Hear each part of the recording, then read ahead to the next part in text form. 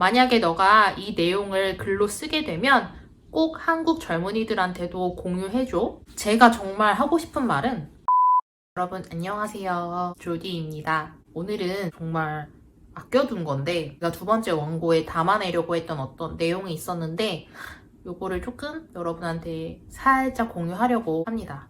저는 네덜란드에 세 가지 딱 카테고리를 이렇게 가지를 쳐서 말할 수 있는데 여행으로 한 달 살기를 한 적이 있고 또 유학 및 취업으로 산 적이 있고 또 출장 및 인터뷰 목적 이렇게 간 적이 있어요. 세 가지 다른 이유로 갔는데 모두 다 다른 관점을 가지고 즐겼어요. 한 달 살기 여행을 할 때는 모든 게 아름다워 보였죠. 그럴 수밖에 없었어요. 일단은 저의 첫 유럽 여행이기도 했고 또 저는 돌아갈 곳이 있는 여행자 신분이었고 또 여행을 하려고 나름 충분한 돈을 한국에서 가져온 상태였고 불안한 마음이 없이 온전히 네덜란드라는 곳을 즐겼었습니다. 유학 및 일을 할 때는 이 네덜란드라는 곳을 애정하는 마음은 변함이 없었지만 불안함은 조금 있었던 것 같아요. 예를 들어서 제가 대학원을 다닐 때는 과제 걱정, 논문 걱정, 일을 할 때는 이제 취업 준비도 있었고 또 내가 이제 직장을 구했는데 이 일을 하려고 네덜란드에 왔나? 아닌가? 내가 왜 이 일을 하려고 왔지? 내가 지금 왜 이곳에서 이 일을 하고 있을까? 이런 걱정 등등 덧붙여서 때 되면 내야 되는 세금, 보조금 신청 등등 세부적으로 신경 써야 될 게 굉장히 많아서 예민했었던 것 같아요. 마지막으로 출장 및 인터뷰 목적으로 갔었을 때는 그때도 제가 네덜란드를 좋아하는 마음은 변함이 없었습니다. 그런데 조금 여행이랑 거기서 살았었을 때랑은 다른 관점을 제가 가지게 됐어요. 좀 더 객관적으로 바라보게 됐다고 해야 될까? 출장을 갔었을 때 현지인 20명하고 인터뷰를 했는데 제가 살면서 느꼈던 어떤 것들이 그들 현지인들하고 얘기를 하다 보니까 이렇게 볼 수도 있구나. 왜 나는 그 당시에 그 점만 바라봤지? 예를 들어서 제가 거주할 때는 어떤 물체나 어떤 형상이나 어떤 상황들이 있으면 한 부분만 봤던 거예요.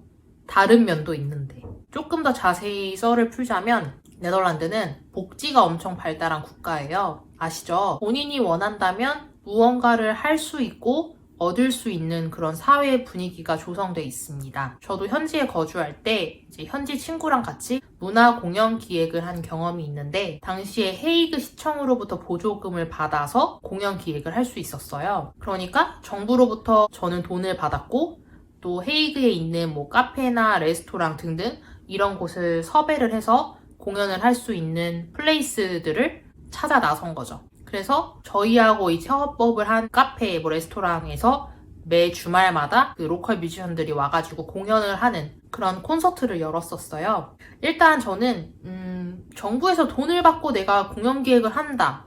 이거에 굉장히 신선한 충격을 받았고 사실 우리나라도 찾아보면 나름 정부에서 어떤 해주는 사업이 많은데 이렇게 쉽게 보조금을 주는 사업은 없어요. 그리고 해당 카페나 레스토랑의 주인들도 굉장히 오픈마인드였어요. 협업을 잘해줬고 대부분 무료로 본인들의 공간을 제공한 거죠. 물론 이런 소상공인들은 자신의 어떤 공간을 제공함으로써 그 공간을 홍보할 수 있는 기회를 얻게 되는 거였고 또 그 공간에 와가지고 음악을 연주하는 현지 로컬 뮤지션들도 본인을 PR할 수 있는 기회를 갖는 거잖아요. 그리고 또 저랑 제 친구는 우리가 생각해낸 아이디어를 진짜로 이제 실현할 수 있었다는 그런 점들이 정말 좋았던 것 같아요. 그래서 저는 이 경험을 통해서 한 번 더 느낀 거죠. 네덜란드는 진짜 복지국가고 내가 생각만 하면 현실화할 수 있는 거에 대해서 한국에 비해서 그 허들이 별로 없다. 정말 좋다. 내가 원하면 뭐든지 해낼 수 있는 사회 구조구나 라고 생각을 했습니다. 이게 네덜란드의 진짜 장점이다. 그런데 인터뷰를 통해서 만난 현지인들을 통해서 이게 어떻게 보면은 단점이구나 라고 알게 된 거죠. 현지인들이 하나같이 입을 모아서 말한 게 그래서 네덜란드 사람들은 열정이 부족하대요. 왜냐면 본인이 원하면 조금만 노력하면 이제 쉽게 얻을 수 있는 어떤 그런 사회 구조가 구축이 돼 있다 보니까 열정이 그렇게 필요하지 않다는 거죠. 그래서 비교하자면 우리나라 젊은이들의 열정을 100으로 치면 뭐 네덜란드 사람들은 현저히 떨어진다는 거죠. 20명 만난 이 현지인들 중에 한 인터뷰이가 정말 명언을 남겼는데 아직도 기억이 나요. 그 친구가 한 말을 그대로 제가 해볼게요. 조디, 나는 네덜란드인으로 태어나서 정말 행복해. 그런데 정말 한 가지 불행한 게 있다면 내가 열정이 부족하다는 거야.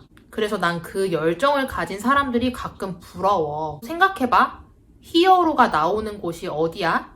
보통 미국하고 영국에서 히어로가 나오지? 바로 열정하고 사회하고 어떻게 연결이 되는지 사회 분위기와 시스템과 연관이 된다고 생각해. 그래서 만약 조디 너가 히어로가 되고 싶거나 돈을 벌고 싶구나 성공이라는 걸 하고 싶다면 네덜란드보다는 미국 또는 영국 그러한 국가들을 추천할게. 그러한 국가들이 더 어울릴 거야. 만약에 너가 이 내용을 글로 쓰게 되면 꼭 한국 젊은이들한테도 공유해줘. 제가 정말 하고 싶은 말은 네덜란드는 진짜 좋은 국가예요. 복지 국가. 그런데 이 나라는 모두 평등하고 모두 평화롭고 모두 행복하게 사는 평등, 평화, 행복 이런 요소들을 강조하는 나라입니다. 그래서 본인이 원하는 게 평등, 평화, 행복이다 하면 네덜란드로 가는 걸 적극 추천합니다. 그리고 우리나라에 살다 보면 평등, 평화, 행복이라는 요소를 우리가 잊고 살아갈 때가 정말 많아요. 저도 우리나라에서 일을 해본 경험이 있기 때문에 그 마음을 정말 알거든요. 근데 만약에 반대로 내가 돈을 많이 벌고 싶고 내가 어떤 명성을 얻고 유명해지고 싶다. 그런 걸 원한다면 다른 나라로 가시는 게 좋을 것 같아요. 뭐 미국이나 영국이나 캐나다나? 아니면 뭐 우리나라도 나쁘지 않죠. 우리나라 경쟁 엄청 심하잖아요.